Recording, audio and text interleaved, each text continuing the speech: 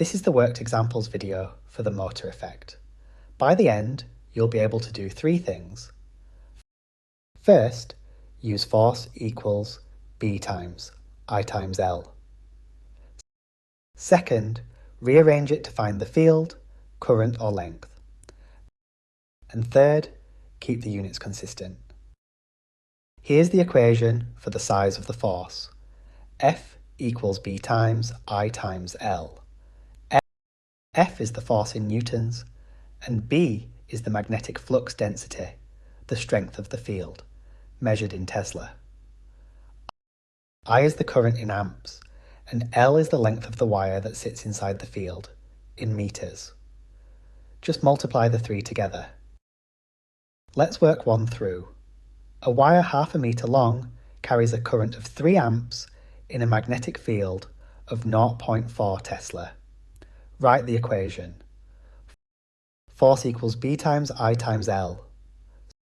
Substitute 0.4 times 3 times 0.5.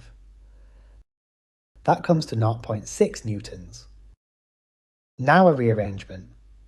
A wire 0.2 metres long in a 0.5 Tesla field feels a force of 1 newton. Find the current.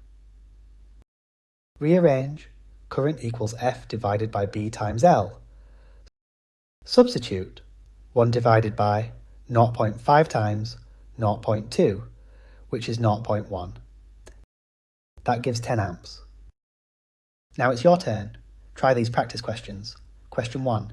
A 2 metre wire carries 5 volt A in a 0.3 T field. Find the force. Question 2. Find the force on a 0.1 emmett wire carrying force A in a 2 T field. Question 3. F. 3N on a 0.5 minute wire in a 0.6 T field. Find the current.